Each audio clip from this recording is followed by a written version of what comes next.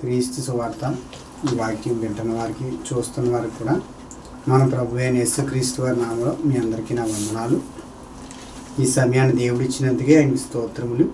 కూడొచ్చిన మీ అందరికీ కూడా యేసు ప్రభు వారి నామములో మీ అందరికీ నా వందనాలు. వాక్యం ఎవరైతే వింటున్నారో యూట్యూబ్లో అనేక మందికి కూడా అందరికీ కూడా యేసు ప్రభు వారి నామములో నా వందనాలు చెల్లించుకుంటున్నాను. ఈ సమయంలో దేవుని వాక్యాన్ని మనం నేర్చుకునే పాఠం. ఎందుకంటే ప్రతి వారం కూడా దేవుని వాక్యాన్ని మేము చెప్తున్నాం. క్రీస్తు సువార్తని ఛానల్ పెట్టి అనేక మందికి మాటలు వినిపించాలని దేవుడిచ్చిన ఈ ఆసక్తిని బట్టి దేవునికే మహిమ, దేవునికే స్తోత్రాలు చెల్లించుకుంటున్నాను. ఈ సమయంలో మనం నేర్చుకునే పాఠం ఏంటంటే మహోన్నతుని చాటున సర్వశక్తి నీడలో విశ్రమించడం.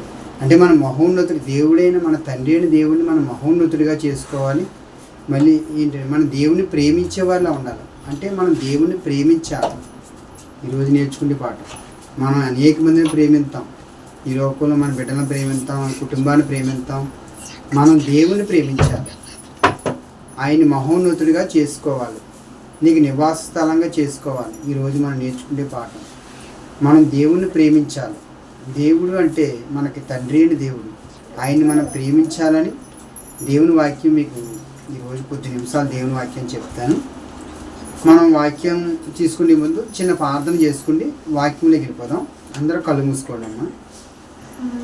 ప్రేమ స్వరూపుడైన మా పరలోకున్న మా పరమ తండ్రి, మీ ఘనమైన శ్రేష్టమైన మీ నామాన్ని బట్టి వందనాలు తండ్రి. ఈ వాక్యం నేను చెప్పడానికి ప్రభువా మీ జ్ఞానమును దయచేయండి. మీ మాటలు ఎలా వివరించి చెప్పాలో ప్రభువా మీరు మాకు నేర్పించండి. మీ ఆత్మతో సహాయం చేయండి. మాట్లాడేది మేము కాదు, మీరే ప్రభువా.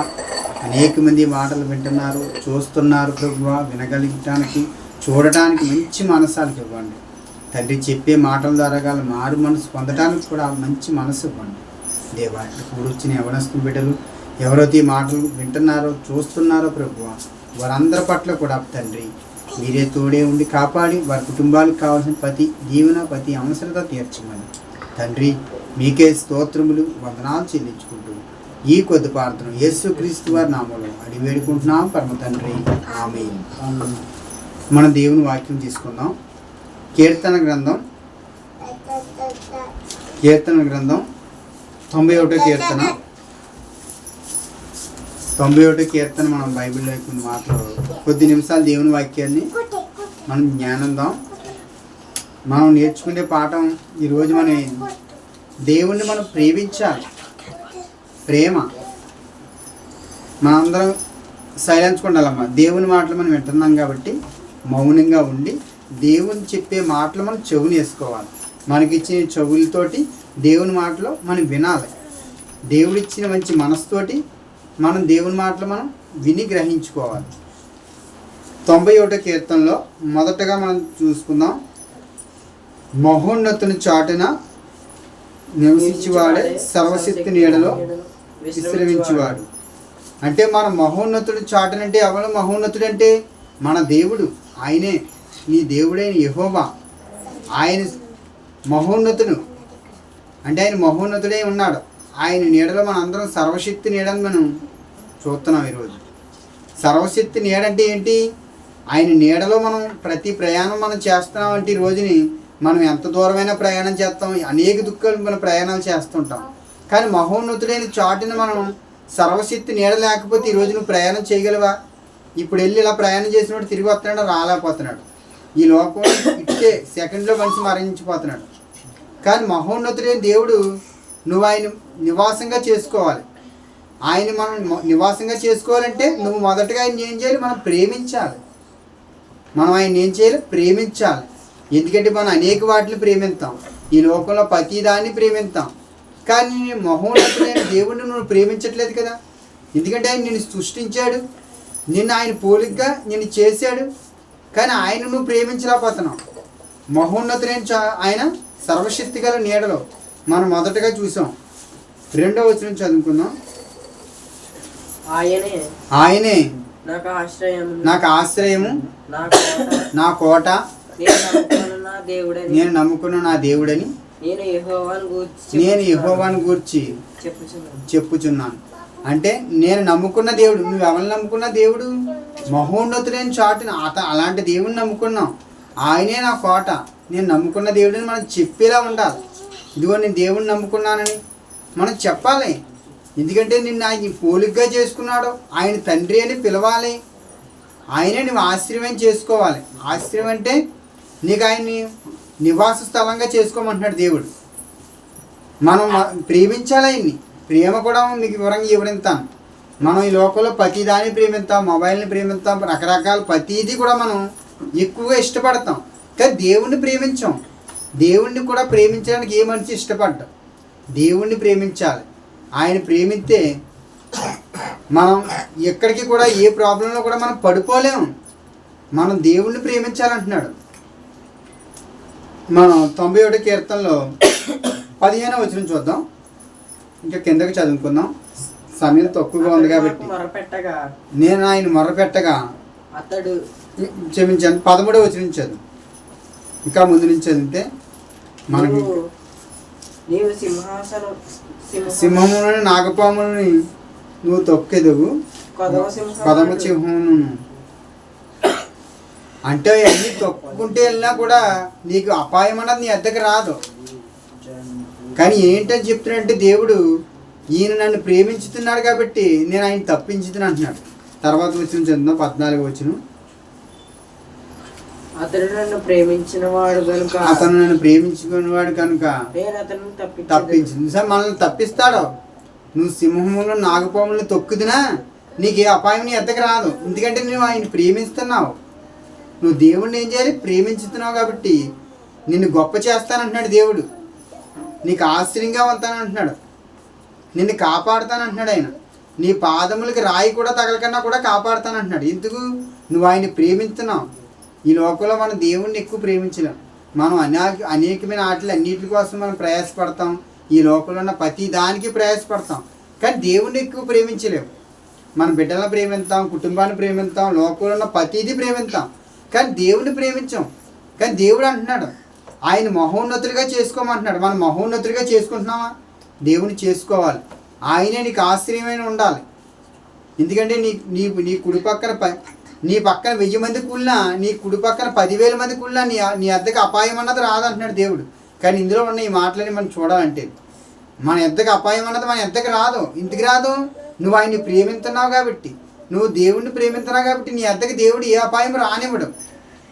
మనం ఆయన మొరపెట్టగా నీకు ఉత్తరం ఇస్తానంటున్నాడు. మన కష్టంలో నువ్వు మొరపెట్టు, నీకు ఉత్తరం ఇస్తాడంటే నీకు సమాధానం ఇస్తాడు దేవుడు. మనకు సమాధానం ఇచ్చే దేవుడు, సమాధానకర్త. మనం 14వ వచనం చదువుకుందాం. 14వ వచనం చదువుకుందాం. అతడు నన్ను ప్రేమించుతున్నాడు కాబట్టి గనుక నేను అతను తప్పించేదను. నిజం మనకి ఏ అపాయం వచ్చినా ఏంటి మనల్ని తప్పిస్తారంటాడు దేవుడు. మనం ఆయన ప్రేమింతేనే. ఈరోజు నువ్వు మనం దేవుణ్ణి ప్రేమిస్తున్నావా? ప్రేమించాం. దేవుణ్ణి ఎక్కువగా ప్రేమించాలి. దేవుడు అంటున్నాడు, ఇంకో లోకంలో ఏది ఎక్కువగా ప్రేమించినా నువ్వు నా పాత్రుడు కాదంటాడు దేవుడు. తెలుసా? కొత్త నిబంధనలు ఈ మాటలు చూస్తే లోకంలో ఏది ప్రేమించినా మనం దేవునికి పాత్రులు కాదు. దేవుడు ఇష్టపడేది ఏంటి తెలుసా? ఆయన్ని ప్రేమిస్తే నిన్ను ఇష్టపడతాడు. చూడు, ఒక తండ్రిని కొడుకు ప్రేమిస్తే ఎంత ఇష్టపడతాడు చూసా? అలాగే దేవుడు కూడా, దేవుడిని మనం ప్రేమిస్తే ఆయన మహా సంతోషిస్తాడు. ఇదిగో నా బిడ్డ ఇలా ప్రయాణమై వెళ్తున్నాడని ఆయన దూతలతో ఆజ్ఞాపిస్తాడు. ఇదిగో నా కుమారుడు ఇంక ఇలాగ వెళ్తున్నాడని. ఈ లోకంలో అనేక మంది ప్రయాణాలు చేస్తున్నారు, అనేక మంది దూర ప్రదేశాలు వెళ్తున్నారు. వెళ్ళిన వారు తిరిగి వస్తారని ఎవరికైనా గ్యారంటీ ఉందా? లేదు. ఎందుకంటే మనం దేవుణ్ణి ప్రేమిస్తున్నాం కాబట్టి మనం ఎక్కడికి వెళ్ళినా ఆయన కృప తోడు ఉంటుంది. ఆయన దయ నీకు ఎల్లప్పుడూ తోడుగా ఉంటుంది. అందుకే దేవుడు అంటున్నాడు, నన్ను ప్రేమిస్తున్నాడు కాబట్టి నేను ఆయన గొప్ప చేసేదును, నేను ఆయన కాపాడుదును అంటున్నాడు దేవుడు. తెలుసా? నిన్ను గొప్ప చేస్తాను అంటున్నాడు దేవుడు. ఇంకా చివరిగా 15వ వచనం 16వ వచనం చూద్దాం.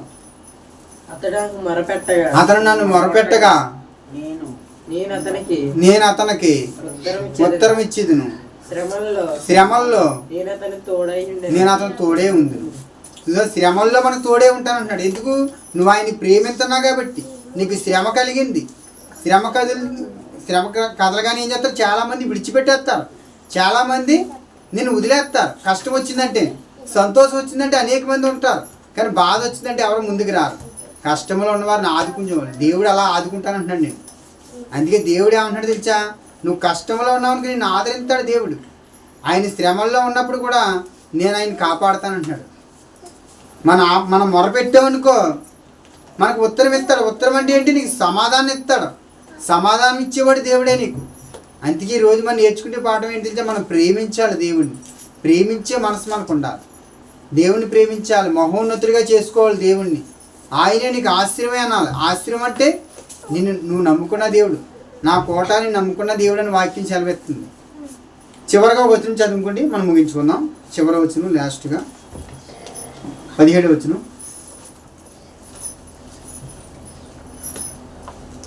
శ్రమల్లో నేను అతను తోడే ఉందును, అతను విడిపించి అతన్ని గొప్ప చేసేది. చాలు. నిజం మనల్ని విడిపిస్తాడో మనం గొప్ప చేస్తాడు. ఈరోజు మనం కుంగిపోయి ఉన్నామేమో, ఈరోజు మనం నలిగిపోయి ఉన్నామో, కుంగిపోతున్నామేమో, కానీ నిన్ను గొప్ప చేసేవాడు ఒక రోజు దేవుడు నిన్ను గొప్ప చేస్తాడు. కానీ మన సమయం దేవుని చేతిలో ఉన్నాయి. నిన్ను ఎప్పుడు ఏ సమయంలో దేవుడు నిన్ను లేవనెత్తాలో ఆ టైంని దేవుడు లేపుతాడు. ఎందుకంటే మనల్ని గొప్ప చేసేవాడు దేవుడు. నిన్ను నన్ను కూడా శ్రమల్లో కూడా నీకు తోడే ఉంటానంటున్నాడు, కష్టంలో నీకు తోడే ఉంటానంటున్నాడు, ప్రతి బాధలోని కూడా నిన్ను కాపాడుతానంటున్నాడు దేవుడు. అందుకే మనం ఆశ్చర్యంగా దేవుని చేసుకోవాలి. ఆయనే నా కోటాన్ని నమ్ముకున్న దేవుడు అని నువ్వు చెప్పాలి. యెహోవా అంటే ఎవరో కాదు, నీకు దేవుడు తండ్రి అని దేవుడు.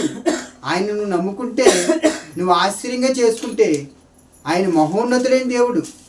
అలాంటి దేవుడిని మనం ఆశ్చర్యంగా చేసుకోమని ఈరోజు మనం దేవుణ్ణి ప్రేమించాలి. యవన స్త్రీని బిడ్డలందరూ కూడా మనం ఏం చేయాలి? దేవుణ్ణి ప్రేమించాలి. ప్రేమించడం అంటే దేవుని ఇష్టంగా ఉండాలి. ఈ లోకంలో అనేక వాటికి ఇష్టం, అనేక వాటిని ప్రేమిస్తున్నాం, కానీ ప్రేమించవలసిన వారిని వెయిటింగ్లో పెడుతున్నాం. మనం దేవుణ్ణి ప్రేమించమంటున్నాడు. దేవుని మనం గుర్తించాలి, దేవుని ప్రేమించాలి. ఆయన్ని మనం చూడాలంటే దేవుని వాక్యమే మనం చూడటం. దేవుని మనం ఎలా చూడగలుగుతాం? పరిశుద్ధమైన గ్రంథం తీసుకుంటే దేవుని మాటలు మనం నేర్చుకుంటే చూస్తే మన దేవుడు ప్రతి మాట కూడా మనతో మాట్లాడతాడు. ఈ సమయాన్ని ఇచ్చినందుకు దేవుని స్తోత్రములు, వందనాలు చెల్లించుకుంటూ మన వాక్యం ఇంతవరకు దేవుని మాటలు ముగిస్తూ మనం ప్రార్థన చేసుకుందాం. మహోన్నతుడా, సర్వశక్తి కలిగిన తండ్రి, మీకే స్తోత్రములు, వందనాలు ప్రభువా. దేవా, ఈ సమయంలో మీరు మాట్లాడిన ప్రతి మాటను బట్టి స్తోత్రాలు, వందనాలు తండ్రి. ప్రేమగల మా తండ్రి, మీకే వందనాలు తండ్రి. ఇది ఈ సమయంలో మిమ్మల్ని ప్రేమించే మనసు మా అందరికీ ఉండాలి తండ్రి. మహోన్నతుడు, సర్వశక్తిమంత దేవుడని ప్రభువా ఈ బిడ్డలకి వివరించాం. దేవా, శ్రమల్లో కూడా మాకు తోడే ఉంటానంటున్నాం, మమ్మల్ని గొప్ప చేస్తానంటున్నావు తండ్రి. నువ్వు చేసే కార్యములు గొప్పవి, ఆశ్చర్యమైనవి దేవా, మీకు వందనాలు. ఈ సమయంలో విన్న మాటలు మేము హృదయంలో భద్రపరచుకోవడానికి ఈ మాటలు దీవించి ఆశీర్వదించండి. ప్రతి ఒక్కరి హృదయాల్ని మాటలు భద్రపరచండి. మీకు స్తోత్రములు, వందనాలు చెల్లిస్తున్నాను. ఈ కొద్ది ప్రార్థన యేసుక్రీస్తు వారి నామములో అడిగి వేడుకుంటున్నాం పరమ తండ్రి. ఆమేన్.